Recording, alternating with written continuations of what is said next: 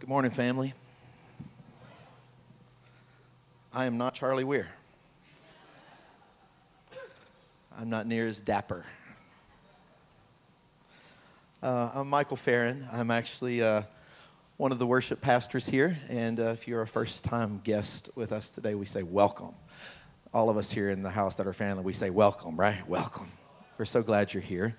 I have amazing pastors, Pastor Charlie and Gina Weir. They had an anniversary this week, and so they're out partying this weekend. That's right, pastors can party too. They're like, wow, that's weird. No, we love them very much, and glad. He did text earlier and say that that he was watching the first service, so I hope I did okay. Originally, the other bald guy on the front row was supposed to be speaking today. And somehow he squirmed his way out of it, but you're still stuck with the bald guy. It also struck me, Daniel, earlier, just as we were worshiping, we were standing there on the front, how funny we must look from everybody behind us on this side. Oh, there's three of us. It's not a cult, we promise. It's not a cult. I've asked the guys just to stay close because I want to embrace this moment. We have an announcement video, and don't let me forget to play that at the end. But I didn't feel like we needed to break for an announcement video just yet. I want to stay in this moment right here, and I feel like with the atmosphere that's been created, can we just press into the moment here for a bit? And I was asked to share this Sunday again because Daniel didn't, and I'm not the guy who rolls around with a Rolodex full of sermons. That's not my thing. I'm a songwriter, and I can only share from where I'm actually standing. All right. So this morning, if you will allow me in the safety of this context of family, I'm just going to be vulnerable, Michael, today. Can I do that? But I do want to stay on this theme of the resurrection effect that we started last Sunday, and Pastor Charlie spoke about Thomas. Were you here last Sunday? It was really good. I watched it online, and it's so good. And he talked about Thomas, and he talked about how what the resurrection effect looked like in his life, and unpacked beautifully some really neat truths there. And this Sunday, I want to continue in that, but I want us to tackle Peter, and Peter being one of my favorite guys because I think I most closely relate to Peter out of all the disciples. We all kind of maybe have one we relate with. I relate to Peter a lot, and we probably have all heard the kind of the characters drawn about Peter, what he was like based on church tradition and history and all of that stuff. That he was this rough and tumble fisherman. He was gritty, down in the dirt. If UFC had been around back then, he would have been, he'd been the, ultimate fighting guy. He was going to be at every bout. He was that rough and tumble guy. And Pastor Charlie did a really good job last week of establishing the fact that overall the disciples were not a bunch of cowards. They were not cowards. These were guys that, we know the story of Peter in the garden right before the crucifixion. He pulls out a sword when they come to get Jesus, and he's ready to go to battle for the Lord. And so where I want to jump in today, oddly enough, Pastor Charlie will be impressed that I wrote any notes down for this at all. But when I started typing around on this, again, not being the guy that has a Rolodex full of sermons, when I started typing on this, it just kind of popped in my mind. I wrote at the top of the page, the angry apostle. The angry apostle. And this morning, in this morning service, I wasn't quite sure how this was all going to flow, and the reason I have them setting up here is because I don't want to belabor this. I want to move into what I feel like the Lord wants us to get to, because I feel like He's going to do some really neat ministry things in a bunch of us today. But I wrote the angry apostle at the top of my page, and that's where I said, boy, isn't it just like Jesus that I have to stand here in front of you today and actually speak from the very place I'm struggling. Isn't it funny how He does that? Really frustrates me.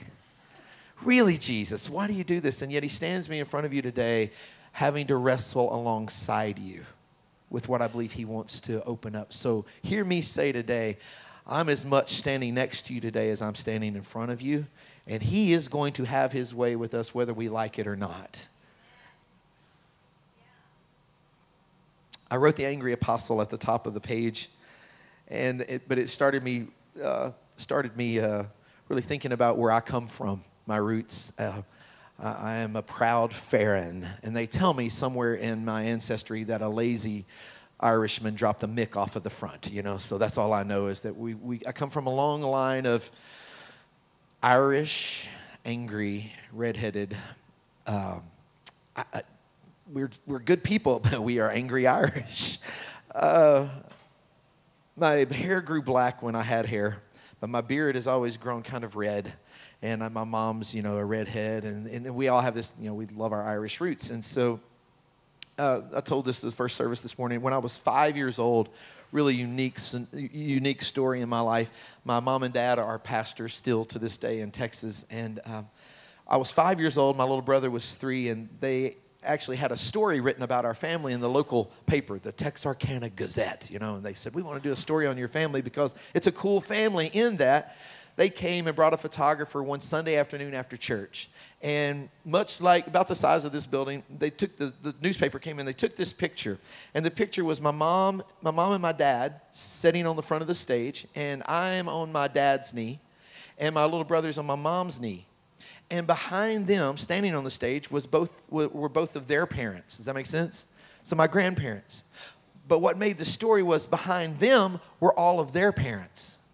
I had 12 grandparents and great-grandparents, no divorces or separations. And I had them until I was 12 or 13 years old. That's what happens when your mom and dad get married at 15 and 17. Something we don't promote around here, just for the first-time guest. It's not normal. I do needle my mom about it a lot, and she's like, it was 11 months after we got married that you were born. And I'm like, well, Mom, are you sure?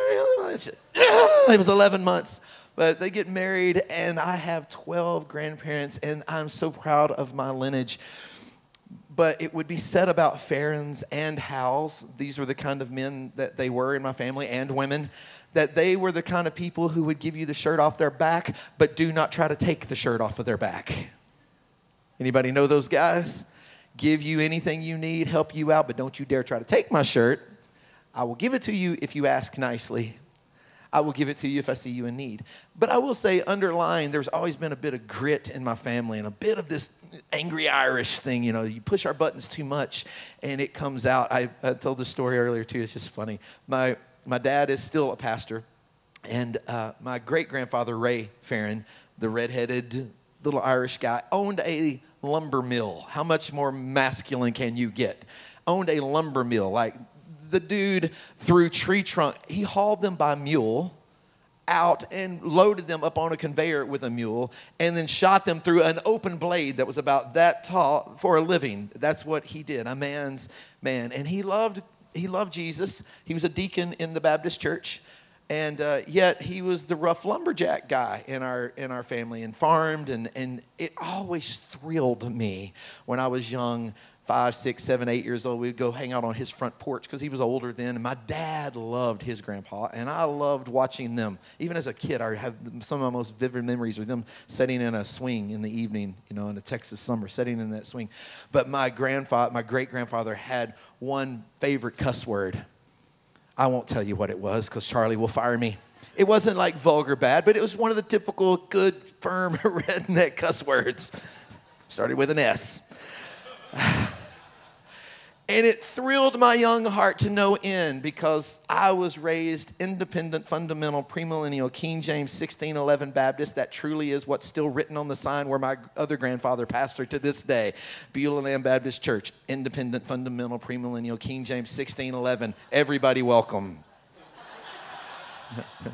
And I told them this morning, the irony of all that is if I say it fast, you think I'm speaking in tongues. Independent, fundamental, premillennial, King James 1611. Which is about the most opposite thing of what would happen at that particular church and where I was raised. That to say, it was very strict and very legalistic. I'll just call it legalistic. It was more of a problem back then, obviously, but my hair couldn't touch my ears. I didn't wear shorts. We couldn't listen to secular music. There was no TV in the house. And that my great-grandfather could get away with the S word and my dad couldn't do a thing about it was awesome to me. I would sit with my feet dangling off the front porch just waiting on great-grandpa to say the S word because my dad would just squirm and go, yeah, that's right. It made my little heart happy. All that to say, I understand, and I come from a context of gritty men. I know I'm wearing skinny jeans today, but I love to hunt, and I love to fish, and I'm grittier than I look. Quit laughing at me, wife. So when I read this story of Peter in a fresh way this week, the Lord started opening up my eyes in a very different way. I wrote at the top of the page, the angry apostle. And again, Charlie did a good job last week of clarifying that none of the disciples were cowards. And yet one of the most known stories about Peter is the story of him denying Jesus 3 times. And I actually want to read it today. And I'm going to read quite a few scriptures. But I want you to read it, and I'm going to ask you to turn on that movie screen in your mind today. I want you to see it playing out like a movie. As I read it, and you're reading it on the screen, see the movie. But when you see him standing there now, denying Christ 3 times, I want you to see him as an angry man. This man is angry. Peter is seething inside at what's about to happen and what is happening, what's unfolding all around. He is angry, and he's standing there at a 55-gallon drum burn barrel trying to warm himself, and the story unfolds. John 18. Jesus is arrested, and we jump to verse 12. Then the detachment of soldiers with its commander and the Jewish officials arrested Jesus. They bound him and brought him first to Annas, and who was the father-in-law of Caiaphas, the high priest that year. And Caiaphas was the one who had advised the Jews that it would be good if one man died for the people. Simon Peter and another disciple were following Jesus. Because the other disciple was known to the high priest, he went with Jesus into the high priest's courtyard. But Peter had to wait outside the door. The other disciple, who was known to the high priest, came back to the girl on duty there, and he brought Peter in. You're not one of his disciples, are you? The girl at the door asked Peter, and he replied, I am not. I am not. It was cold, and the servants and officials stood around a fire they had made to keep warm. Peter was standing with them, warming himself. Meanwhile, the high priest questioned Jesus about his disciples and his teaching. I have spoken openly to the world, Jesus replied. I always taught in synagogues or at the temple where all the Jews came together. I said nothing in secret. Why question me? Ask those who heard me. Surely they know what I said. When Jesus said this, one of the officials nearby struck him in the face. Is this the way you answer the high priest? He demanded. Jesus replied, if I said something wrong, testify as to what is wrong. But if I spoke the truth, why did you just strike me? Can you see that I'm playing in your mind? Untether it from words on a page and let it pop off the screen. Then Annas sent him, still bound, to Caiaphas the high priest. And as Simon Peter stood warming himself, he was asked, you're not one of his disciples, are you? And he denied it again. Can you feel the seething anger? I am not. One of the high priest servants, and this is where it gets tricky. One of the high priest servants, a relative of the man whose ear Peter had just cut off, challenged him. Wait, aren't you the dude with the bad sword aim? Didn't I just see you with him in the Olive Garden trying to chop off my cousin's head? Again, Peter denied it, and at that moment, a rooster began to crow. Do you see him a little differently now? The seething guy, and why is he so angry? Why is he so in this position of angst? Because he's not a coward, but yet he stands here now completely undone. And boy, as I started to unpack this is where I said it hit me where I wished it didn't hit me today. And this is the vulnerable part of this. For the last 6 months, really more than 6 months now, 6 to 8 months, that Irish angry lineage that I so proudly, tout, the grittiness of my people, the bit of anger, it has raised its head in my life in ways I never imagined. It's beyond snippiness with my daughter or my wife, or it's beyond just rage at Spring Hill traffic. Bless Jesus. Come on, heal our hearts, Lord. It's beyond that. It's not Irish anger, the Michael rage that's just directed as I cuss and pray simultaneously getting out of Spring Hill at 7:30 a.m. It has moved beyond that. In the end of last summer and into the fall, it became quite a revelation to me to realize that a lot of the stuff I was feeling and a lot of the anger and frustration I was feeling was really not about anything or anyone else. It was really all at God. It's a pretty startling thing to find yourself looking in a mirror and realizing the one I'm most angry at is God himself. Scary place. Some of you know what I do, and a lot of you don't, so now you'll know. I don't work full-time for Gateway. I've been here since the opening Sunday, and I love being a part of this family, and I love watching how God has grown this thing. But I have a lot of other plates spinning, and it's a lot. I'm a businessman, which is weird for me to say and weird for you to even think because I have tattoos and, again, skinny jeans, but I'm a guy who has tried his best to hear the Lord and move forward in things that I think he's called me to. And I found myself last year with a lot of plates spinning in the air. My day job looks like a songwriter. I write songs for a living, and I produce records for a living. And I own a conference called the All About Worship Conference that we host a couple of times a year. It was just here this week. These seats were full of worship pastors from all over the United States the last 4 days. Pretty amazing. I get to host that, and I have an amazing team around me that does most of the work, but that's one of the plates spinning. I own a publishing company. There's 11 songwriters in my publishing company, and they're all brilliantly good, and I'm trying to do my best for the songs that they're writing, and that plate's spinning, and the conference is spinning, and then we own this master class for teaching guys how to write songs for their church, and that happens to a couple of 3 times a year and takes up days and a lot of preparation, and that plate's spinning, and then I have a beautiful wife of 23 years and 2 girls that are going to college, and then those plates are spinning, and every plate is spinning because I thought I heard God say, that's the plates I thought you said spin. And then at the end of last summer, all the plates started to wobble.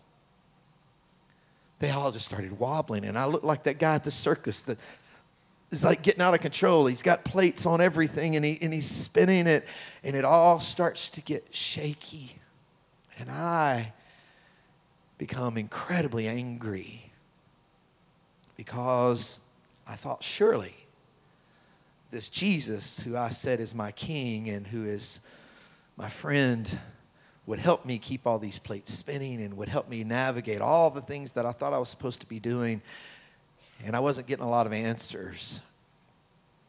It got pretty rough. February of this year, one of my friends actually looked at me and said, dude, you're in a mess. He didn't ask if I wanted to. He said, I have called a counselor. He will see you next Wednesday morning and every week past that. And so for months, I have been going every week and sitting down with this counselor. And he's been amazing. He pastored for a lot of years, and he's been a stunning life giver. But when I read this story of this angry disciple, it made more sense to me now than it ever has in my life. And I think it's going to resonate with some of you in here today differently. It made sense in that for the first time in my life, I've started to understand anger in a different way. And I'm not a psychologist, and I'll explain this as best I know how, but anger gets to be a tricky subject in the church, especially because the church, whether we like it or not, has spent decades building a culture to make us all nice, right? We're be nice people. Grow up and be nice and become a good church person and be nice. And so we don't quite know what to do with anger because we know Jesus, the scripture says, be angry and sin not. And we know Jesus himself walked into the temple and took out a whip and drove out these money changers that were blocking people from getting to go in and engage in a holy moment with his Father. And we go, well, that's cool and awesome, but I still don't know what to do with anger. And we spend most of our lives wrestling anger, do we not? And it just gets bizarre and out of whack, especially when it starts in the honest moment you realize it's directed at the divine. It's a tough one to tackle. And so I'm sitting with his counselor weeks and weeks and weeks ago, and we're talking about this Irish angry thing. And he looks at me and he goes, can I explain to you a couple of things about anger? And I said, please do. Can you just snap your fingers and make it all go away? And he says, no, you got to understand anger a little better. And so if you know this, just check out for a second. This rocked my world. He took a Sharpie and he drew an iceberg. Drew the water line. He drew an iceberg, and in that iceberg he wrote anger. I went, okay. He goes, Michael, anger comes in two emotions. It's a primary emotion, and then anger is also a secondary emotion. And he said 90% of the anger in most people's lives is a secondary emotion. It's what's poking up above the water. But if you know you got an iceberg that's 100 foot tall that you can see, there's probably 500 feet of it underneath, right? Right? And he said, I know you feel like you got an anger problem. He said, you got way more than an anger problem. Anger is just the secondary emotion going on here. He goes, we got to figure out what's on the iceberg below here that's making you so angry. He said only a small portion of the time is anger a primary emotion. And when it is a primary emotion, it is right and good, meaning I want to pick Patrick because I want him on my side if I ever get in a fight. But if Patrick and I are standing out here in the parking lot after church and all of a sudden a car screeches to a halt out there on the highway and some guy stops the car and drags the woman out and he starts beating on her, well, what are we going to do? We're going to activate by anger, run to the situation, and I'm going to stand there going, take that, as Patrick beats the crap out of the guy for mess. Anger as a primary emotion is always right. Does that make sense to you? When it's the primary emotion, it drives you to justice. It drives you to correct a wrong. It drives Jesus to walk into the temple and say, no, this is a house of prayer, and you have made it a den of thieves, so be done. 90% of the time in our lives, it's secondary, though. And as I have spent the last few months having to figure out why anger is poking up, it's been pretty telling. And then as I read this, I start realizing that I'm a whole lot like this angry disciple. And I have a sneaky suspicion a couple of us in here are as well. There's probably a lot of other things, but the couple I feel like the Lord gave me was the first thing that was really driving this seething anger was he was frustrated and scared because he thought his circumstances were about to change with the coming of this king, but his circumstances weren't changing, and quite the opposite, they were getting worse. So this seething guy, denying the very Jesus that just a few chapters before, he had a real revelation that he was the Holy One. He looked at Jesus and said, all these other disciples left. Jesus said, you got to eat of my body, drink of my blood. And it says many of his disciples left. And he looked at the 12 and he said, you going to go too? And Peter looked at him and said, you have the words of life. Where else am I going? That's a real revelation of who Jesus is. And so I would submit to all of us today that the majority of us have had a real moment of revelation of who Jesus is, but we still misunderstand what kind of king he is and what kind of kingdom he's trying to build. We misunderstand it. So much of his frustration and fear was based on the fact that he had circumstances that he desperately wanted to see change. He wanted his circumstances to look different. He was a businessman. He was a Jew, and every part of his life was oppressed by the Roman Empire. He had a political agenda. He had a business agenda. He had things he wanted to do. He had places he needed to go. And every bit of his life was constrained by the tyranny of Rome. Does that make sense? He desperately, this is generations. He felt the weight of tyranny for generations before him. And then comes this guy who says, I'm the one you've been waiting for. And he has a revelation. Oh, yes, he is. Let's get moving. And he still, even though he knew he was who he said he was, still misunderstood what kind of king he was actually going to be. I found myself at the end of last summer having to realize that in a lot of areas of my life, I still misunderstand what kind of king he says he's going to be. He had a misunderstanding of what that kingdom was supposed to look like. He thought that the kingdom that was coming to the earth was going to give him, secondly thing underneath that iceberg, was going to give him power and control. They even had an argument about it. The disciples, were so sure that Jesus was going to set up that kingdom on the earth and they were going to get to be part of the ruling contingent of it. They were the band of brothers around the king. They had an argument about it. It says Luke 9, an argument started among the disciples as to which one of them would be the greatest next to Jesus. You know, you got the sons of thunder at one point arguing who's going to sit beside Jesus, you know, who's the greatest among us. And all of a sudden he's standing around a burn barrel realizing, I'm not going to have any control. I thought I was going to see my circumstances change, and then I was going to be put in a position to be on top of my circumstances, and I can control them from now on. And you might be a lot like me, finding myself at the end of last year realizing that my circumstances and my need to control it all will consume you.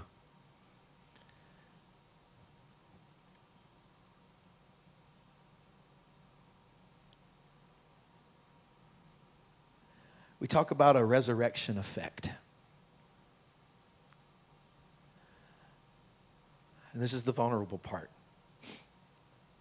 The resurrection effect for Peter looked like this. A real encounter, a real revelation, knowing Jesus was the Messiah. A severe misunderstanding of what that actually meant and how it was supposed to affect his circumstances. And then into this glorious moment after the resurrection, when, as Pastor Charlie pointed out last week, Jesus walked through locked doors and revealed himself as the kind of king he actually is. He is not the king. He was not then when he walked through locked doors and he walked into that room and scared the mess out of the 12. He says, look at the palm of my hand, look at my side. He revealed himself in such a way that resurrection effect immediately started to happen in their lives. And they begin to understand, and Peter began to understand that this kingdom and this king are not exactly what I thought. You've heard me say it around here quite a bit. Let your kingdom come, let your will be done. And you've heard me say this a lot in the last few months too, that we are to be a people who know how to call heaven to earth. Have you heard me say that around here? That we are, and now if you see my vulnerability, and now you're realizing that all for the last 3 months I've been saying that over myself as much as I'm saying it to you. Jesus, when he taught us how to pray, he says, when you pray, say, our Father which art in heaven, hallowed be your name, your kingdom come. Your kingdom come, and your will be done. We have created a culture in the church that has found us more than likely saying in a lot of our songs and a lot of our sermons, get me out of my circumstances. Change what I'm in the current mess of and get me out of here. Like he's saying, let your kingdom come. We're saying, get us out of here.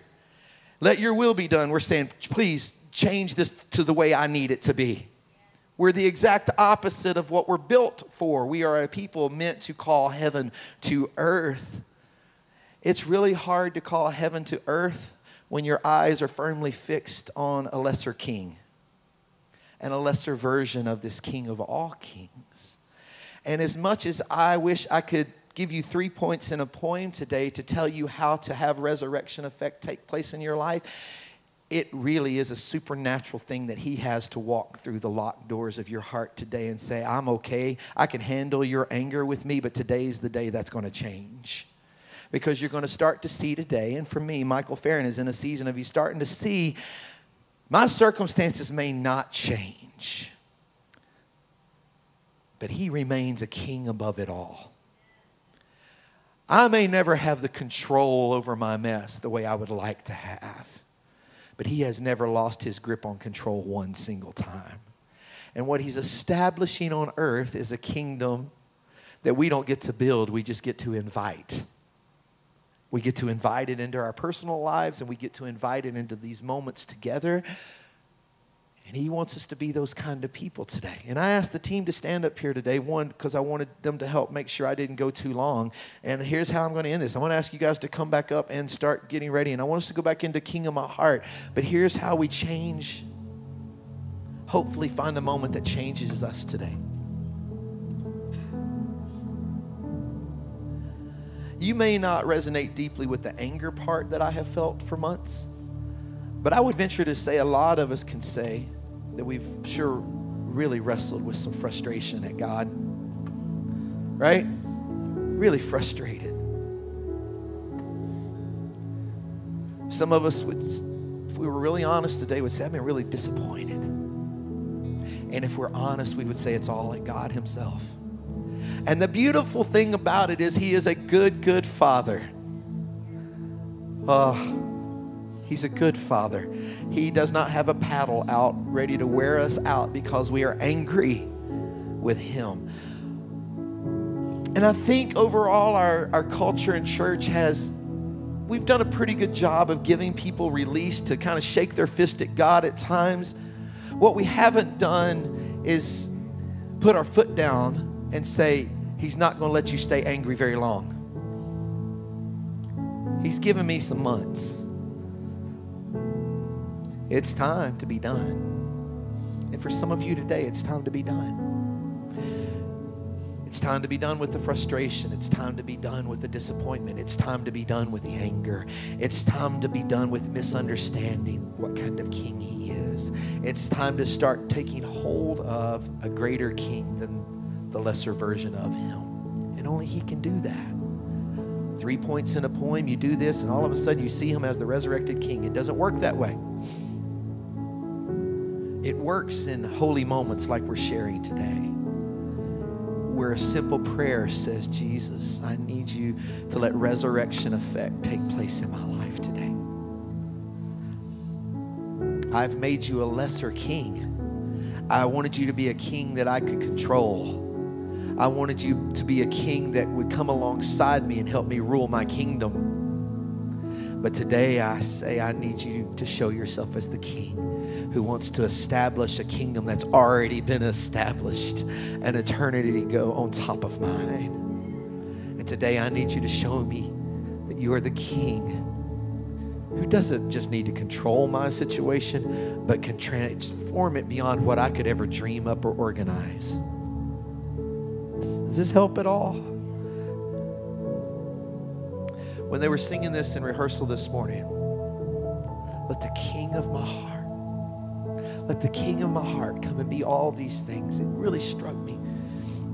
You will either keep him in the box of being the king of your ordinary, or you will let him show up and be the king of your heart and the king of a kingdom that you are not going to control, that you're going to throw your hands up and go, I trust you, you are good.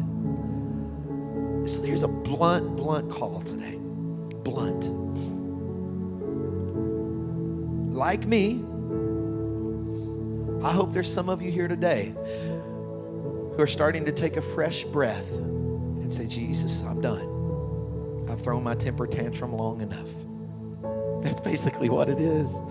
Here's the real kick in the pants with God. A friend of mine, and it sounds like a weird word from the Lord, but a friend of mine who I trust dearly, who doesn't live here, lives in Arizona, walks up to me Friday night after a worship conference, and he doesn't know much about what I've been wrestling. He knows a little bit, he doesn't know much, but he walks up to me Friday night right there in our lobby, and he says, Michael, I can't get past this all day long. I keep seeing this, and I've just got to tell you.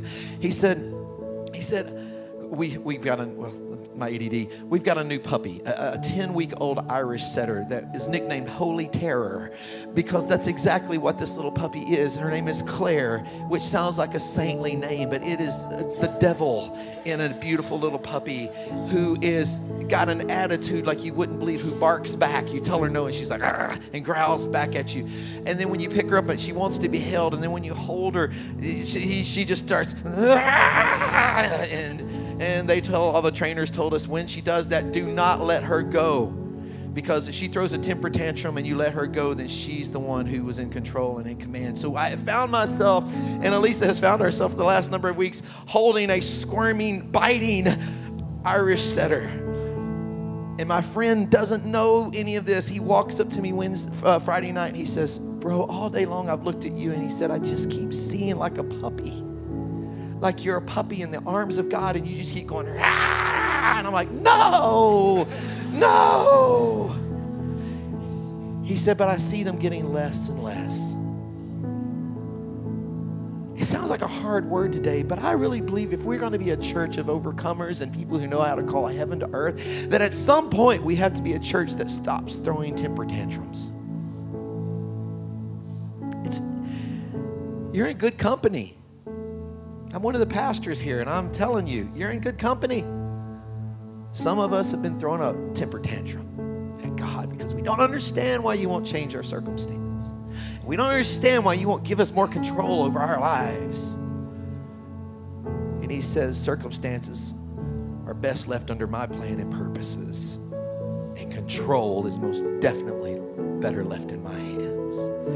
That makes him a bigger king than what you have made him in our lives. So, I'm going to ask us to stand. I'm going to ask you to search your heart.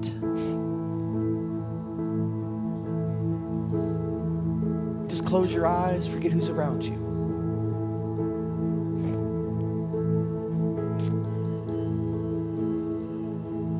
This is the blunt part. If you've been throwing a temper tantrum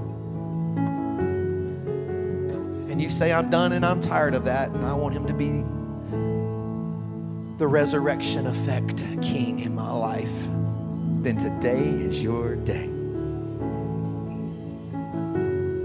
And as Pastor Charlie would say around here a lot, we believe that movement activates things in the spiritual realm. So I'm asking our elders and leaders, Daniel and others, to come to the front. I'm going to ask Brian and Jess and Chrissy to lead us in this song again.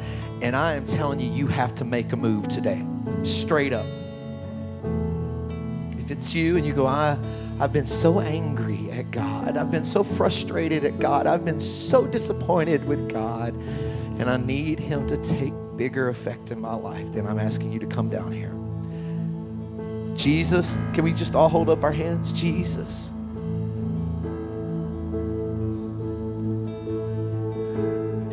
Let the resurrection effect wash over us today. Jesus. In a weird way, we release you from being the small king and we invite you to be the king that you actually are. And we relinquish control to you today. With our hands lifted, we relinquish control. And we say, forgive us. Forgive me, Jesus, of my anger. And though there may be days ahead of me where I still throw those temper tantrums and where I get angry again, I tell you, I want the posture of my heart to be one that's moving into your purposes and plans and not feet planted, temper tantrum throwing, stubborn. Some of us, it's just the start of the journey today. We relinquish control, Jesus. Forgive us for our frustration. Forgive us for being disappointed. How could we be disappointed? You are a perfect God. And Jesus, forgive us for our anger. Forgive us. As Ryan starts singing, I want us to sing with them, and I'm telling you, come to the front. Do something that says, Jesus, I bow here today and I give you your kingship back. Let the king of my heart be the mountain where I run, the fountain I drink from, oh, he is my song. Let the king of my heart be the shadow where I hide, the ransom for my life, oh, he is my song. 'Cause you are good, you're good, oh, you are good, you're good, oh, you are good, you're good, whoa, you are good, you're good, whoa. Let the king of my heart be the wind inside my sails, the anchor in the waves, oh, he's my song. And let the king of my heart be the fire inside my veins, the echo of my days, oh, he is my song. 'Cause you are good, you're good, whoa,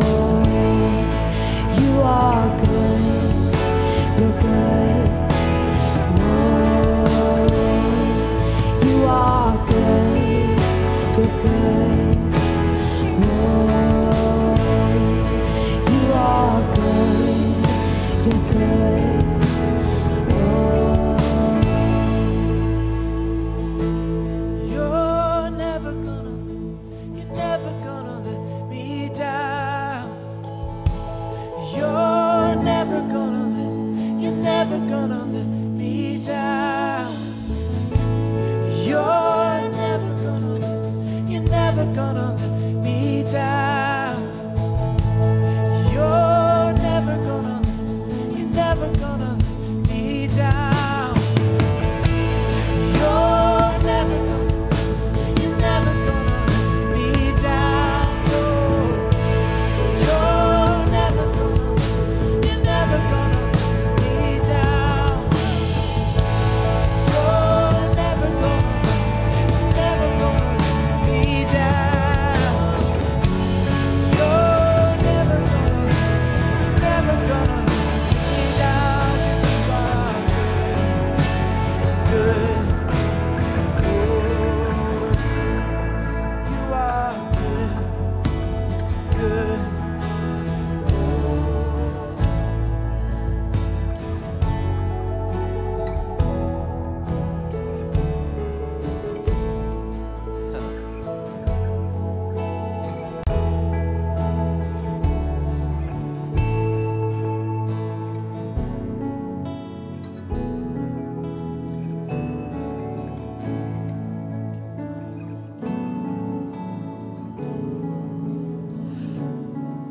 I'm very careful with this. We are not a church around here who, though we believe very much so in miracles, and we believe very much so that we will see more and more of God's power, wonder-working power in our midst in the days ahead. We believe that, right? But we are not the church around here who's going to tell you to go home and throw away your meds, right? We're not, and yet I can't get this out of my spirit. Across this church, a real marker of this going on in your life is how many bottles helping you cope are in your medicine cabinet right now. I'm not telling you to go stop, but I am telling you, some of us are pushed in and struggling with some things to the degree that we have prescriptions for, and it has truly just been a simple case of not understanding the kind of king he is. Do you hear me? All of our anxiety, all of our frustration, he really can do something in our lives that pulls us into a place of settledness and peace and joy. Hope. The denier went on to write this. 2 Peter chapter 1, verse 3. The angry apostle is no longer angry, and this is what he encourages us with today. His divine power, verse 3, his divine power has given us everything we need for life. Thank you, Jesus. And godliness through our knowledge of him who called us by his own glory and goodness. Through these, he has given us very great and precious promises. Everybody said amen. So that through them you may participate in the divine nature and escape the corruption in the world caused by evil desires. For this very reason, make every effort, and that's what we're doing this morning. We're making every effort to add to your faith goodness, and to goodness knowledge, and to knowledge self-control, and to self-control perseverance, and to perseverance godliness, and to godliness brotherly kindness, and to brotherly kindness love. He's encouraging us to do exactly opposite of what he did around the burn barrel. I want that kind of life, amen? So one last time, just hold out your hands. Jesus, with one voice, as one church now, we say, we want to be more than overcomers. We don't want to be petulant, temper tantrum throwing toddlers anymore. When we were a child, we spake like a child, but when we became a man, we put away childish things. Make us to be that kind of church. Lord, you're not berating any of us today. This isn't a slam us message. This is a call into the next. This is a call into the next place of maturity as believers, those who know how to call heaven to earth, not those who want power, control, and escaping what they don't like.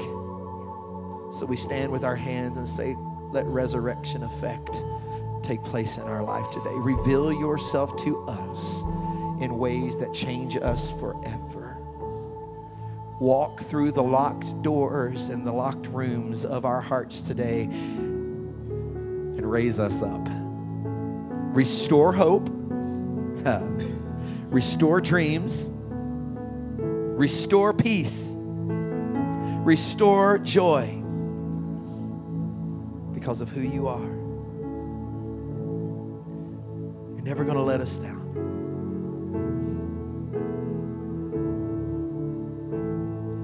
You are good, good. Whoa. Declare it over your life. You are good, good. Whoa. You are good. Come on, church. You're good. Oh, you are good. You're good. Never gonna let us. Oh.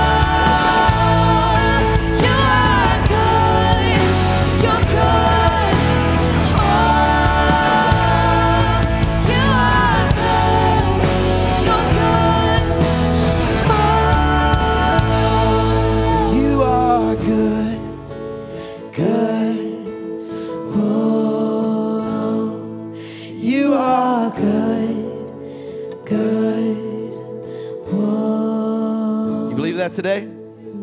Come on, give me praise if you believe that today.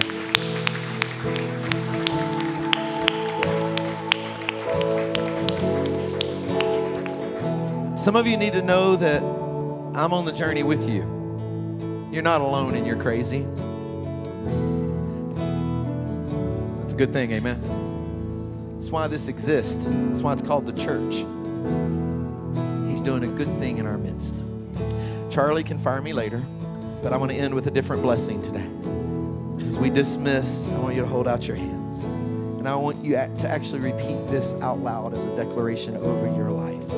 Jesus, be the big king in my life. I let go of my anger. I let go of my frustration. I let go of my disappointment. And I say, you are good.